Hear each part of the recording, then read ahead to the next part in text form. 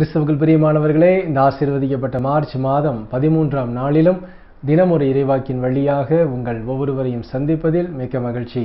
இன்றும் கூட நாம் தியானிக்க இருக்கிற வார்த்தை ரோமையர் 10ஆம் அதிகாரம் 12ஆம் வசனம். அவரை நோக்கி மன்றாடும் யாவருக்கும் அவர் அளவற்ற நலன்களை பொழிகிறார். ஆமென். கிறிஸ்துவுக்குள் பிரியமானவர்களே, ஒரு அருமையான வார்த்தை. புனித பவுல் இந்த வார்த்தை வழியாக நம் ஒவ்வொருவருக்கும் உணர்த்துகிற ஒரே ஒரு ரகசியம் என்னவென்றால், கடவுளை நோக்கி பார்க்கிற மன்றாடுகிற யாவருக்கும் என்று குறிப்பிடுகிறார். ஆமென். இந்த இடத்திலே ஜாதி, மதம், இனம், மொழி எதுவுமே இங்கு வரவில்லை. அப்போ ஏசப்பாவை என்னுடைய அப்பாவாக நான் ஏற்றுக்கொண்டு, உள்ளத்தில் ஏற்றுக்கொண்டு நான் ஒரு மன்றாட்டை அவரிடத்தில் ஏறெடுத்தால் கடவுள் எனக்கு தேவையான எல்லா நலன்களையும் நிறைவாக பொழிந்து ஆசீர்வதிப்பார். ஆமென். ஏசப்பா, நான் உமது பிள்ளையாக வாழ ஆசைப்படுகிறேன். ஆனாலும் எனக்குள் இருக்கிற பாவங்கள், சில சோம்பல்கள், சில அசட்டையான காரியங்கள், உமக்கு பிடிக்காத சில பழக்க வழக்கங்கள் எல்லாவற்றையும் நான் விட்டு ஒரு தூய்மையான மகனாக மகளாக நான் உம்மிடத்தில் சேர ஆசைப்படுகிறேன் என்று நம்மை எப்பொழுது தாழ்த்தி அர்ப்பணித்து ஜெபிக்கிறோமோ அந்த நொடி பொழுதே அவர் நம்மை அவருடைய சொந்த பிள்ளையாக ஏற்றுக்கொள்வார்.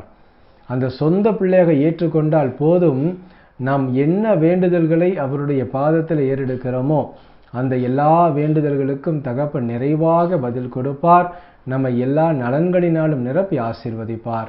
ஆம் கிறிஸ்துவுக்குள் பிரியமானவர்களே, தயவு செய்து நான் ஒரு பாவியாய் இருக்கிறேன், எனக்கு இந்த கெட்ட பழக்கத்தை என்னால் விட முடியவில்லை என்று நீங்களே கடவுளுக்கும் உங்களுக்கும் உள்ள தூரத்தை அதிகப்படுத்தி கொண்டே போகாதீர்கள். சாத்தானானவன் அந்த ஒரு புள்ளியில்தான் உங்களை சிக்க வைத்து கொண்டிருப்பான். என்றைக்கு நீங்கள் அந்த பாவத்தை உதறி தள்ளிவிட்டு என்னுடைய கடவுள் என்னை நிச்சயமாக ஏற்றுக்கொள்வார், அவர் என்னுடைய அப்பா என்று உங்கள் உள்ளத்திலே எப்பொழுது ஏற்றுக்கொள்ளுகிறீர்களோ, உங்களை தாழ்த்தி அவருடைய பாதத்திலே நீங்கள் சரணடைந்தால் போதும், அவர் நிச்சயமாகவே உங்களை பிள்ளைகளாக ஏற்றுக்கொள்ள அவர் சித்தமுள்ளவராயிருக்கிறார். ஆம் கிறிஸ்துவுக்குள் பிரியமானவர்களே, இந்த வார்த்தையையும் நம் உள்ளத்திலே பதிப்போம். நம்மை சுற்றி இருக்கிற யாரெல்லாம் ஒரு துன்பத்திலே, ஒரு தோல்வியிலே, ஒரு பலவீனத்திலே நின்று கொண்டிருக்கிறார்களோ, கண்ணீரோடு நிற்கிறார்களோ, அவர்களுக்கெல்லாம் இந்த வார்த்தையை சொல்லி நீங்கள் ஆறுதல் கூறுங்கள். அவரை நோக்கி மன்றாடுகிற யாவருக்கும் அவர் நிறைவான நன்மைகளை பொழிந்து ஆசீர்வதிப்பார் என்று நீங்கள் சாட்சி அறிக்கை சொல்லி பாருங்கள். நம் ஆண்டவராகிய இயேசு கிறிஸ்து எல்லோருடைய விண்ணப்பங்களுக்கும் பதில் கொடுத்து ஒவ்வொருவரையும் சாட்சியாக நிறுத்த அவர் வல்லவராயிருக்கிறார். ஆமேன். நாம் ஜெபிப்போமா? அன்புள்ள இயேசு மகாராஜாவே, எங்கள் அன்பு தகப்பனே, இந்த ஆசீர்வதிக்கப்பட்ட புதிய நாளுக்காக உமக்கு கோடான கொடி நன்றி அப்பா. இந்த நாளிலும் நாங்கள் பெற்றுக்கொண்ட இந்த வார்த்தையின்படியாக உம்மை ஆண்டவர் எங்கள் உள்ளத்தில் ஏற்ற பிள்ளைகள் ஒவ்வொருவருடைய மன்றாட்டுக்கும் தகப்பன் செவிசாய்த்து அவர்களுடைய எல்லா விண்ணப்பங்களையும் தகப்பன் ஆசீர்வதித்து கொடுக்க வல்லவராயிருக்கிறீர். அவைகளை நிறைவேற்ற நீர் வல்லவராயிருக்கிறீர் அப்பா. அதற்காக உமது பாதத்திலே விழுந்து நாங்கள் நன்றி செலுத்துகிறோம்.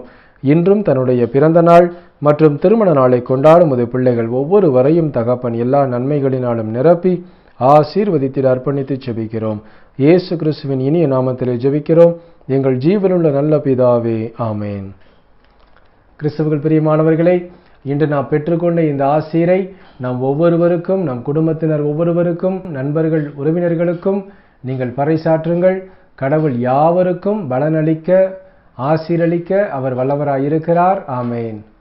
God bless you.